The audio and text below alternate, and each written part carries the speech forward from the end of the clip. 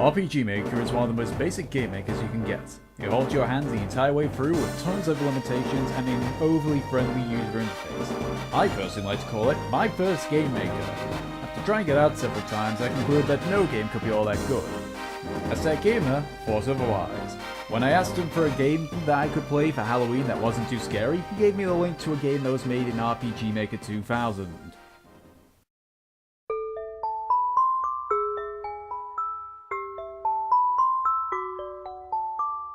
Ib, or Eve, depending on how you pronounce things, it's a puzzle horror game built in RPG Maker 2000, and has gained a large amount of praise and stupidly huge amounts of fan art. So, after playing it and completed it— oh, should I mention I don't like horror? I figured that I should look back at this game and review it as the first horror game I have ever completed. I did mention I don't like horror, right? As I said, I'm not keen on RPG Maker. The combat stuff that you do in it is incredibly basic. Apparently, Ib's developers agreed and threw out all means to defend yourself, except to run like hell. This creates a great feeling of panic. It's like a simpler version of Amnesia, or Amnesia built on RPG Maker. It also revolves around puzzles and interacting with your environment. Some of the puzzles are incredibly difficult. I spent a good few hours on several of the puzzles, and at least half an hour on the final one. However, the problem is with the puzzles is that a lot of the fear and atmosphere gets sucked out because you have nothing really to fear or worry about during those puzzles. There's no sense of urgency, it's just a case of not answering something. Now there is one puzzle that was in the game that scared me shitless and brought all the fear and panic from the beginning right back. I had to spend a good 2 or 3 minutes catching my breath and calming down after completing it. It's these puzzles that should have been more prominent. The actual horror part of the game vanishes in the first hour. I went from this— yo, if you guys want me to stream something else, that is all fine and dandy. It's just, no!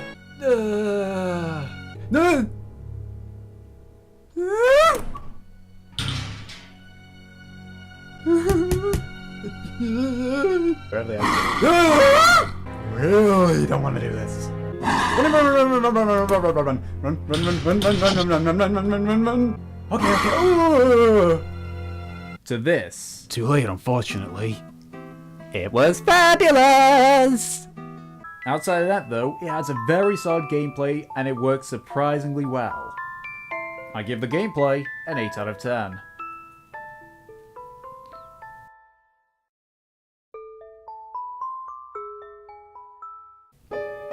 I'm not gonna lie, the music is really well made. It has atmospheric music that puts you on edge. It has emotional music. And I swear to God, the music on the title screen sounds very much like a slower, lighter version of Chim Chimney Cheroo from Mary Poppins. The sound effects are limited at best, but they do the job they need. Although I won't mind it if several of the characters, say for example the painting woman, had some sound effects.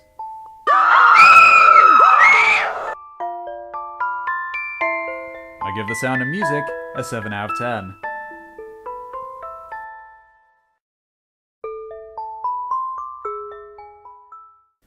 Now, normally, graphics don't make a game, and I'm kind of the person that takes gameplay over graphics. But I have to say that in a horror game, the way the graphics make the atmosphere is important. However, Ib uses 8-bit like graphics, and sadly that kills a lot of atmosphere for me. Let's take a game that was considered horror back then, but looking at it now it isn't. Castlevania. Yeah, sure, it used horror-themed things, but it wasn't horror. And 8-bit graphics normally have to depend on jump scares to give the player fear. While there is one, there isn't really much in terms of things to make it horror-like. Also, the atmosphere is kinda killed when there's little to no change in the colours or the background. I would have liked an area that was darkened with those headless statues or painting women chasing you. It would have caused a lot of shock and a lot of suspense for the player. But no, that doesn't happen. The backgrounds stay relatively the same. So while it stays consistent, which is good, it removes the atmosphere and fear factors, which is bad. Although I will admit the sketchbook was a creative twist, and the drawn art does remind me a lot of Zune's Toho drawing. Actually, that's pretty interesting. How both games are unheard of, yet they have a huge following and a ton of fan art. Go figure. I give the graphics a 6 out of 10.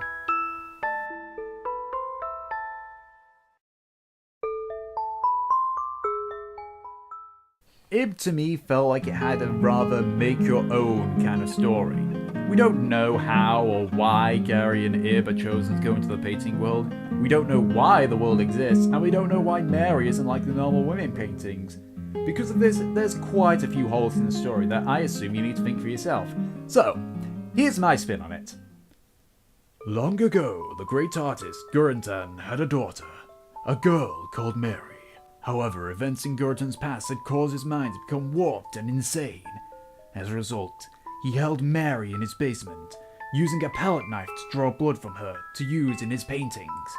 Many years passed, and eventually Mary's health began to deteriorate. So, Gurentan used the last of her blood to paint her, believing she would be happy surrounded by the works she helped create. In reality, Mary hated her father and wanted nothing more than to live the life that was stolen from her.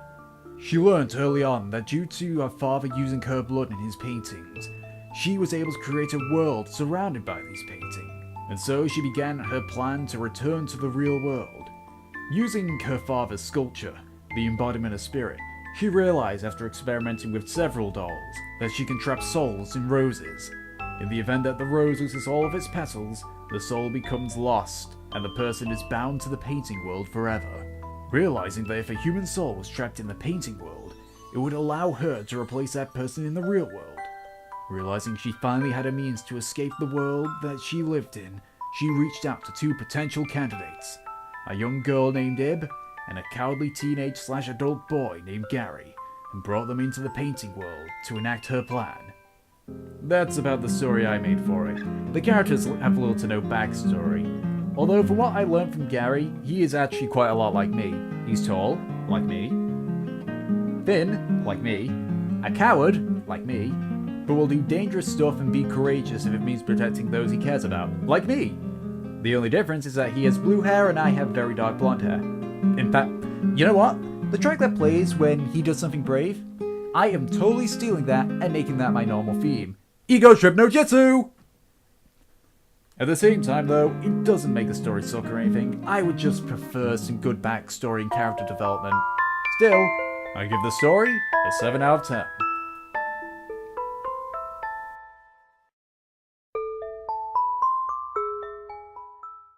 Ib shows that you can make a good game on RPG Maker, but at the same time, I think it shows what the limit for that game engine is. If it was on a more sophisticated engine like XNA, Unity, Unreal, I feel that it could have been so much better. What horror factor it had to begin with sadly drops off the pure puzzle, and its story lacks any backstory or major character development. As a person who is easily scared by horror, only finding 1 hour of the game scary and the rest a difficult puzzle, it didn't feel like a horror game. But that does not say that the game wasn't enjoyable. In fact, it was very much enjoyable, and being freeware, there's no real excuse. You should go ahead and download it, it's definitely worth it. I give Ib a 7 out of 10.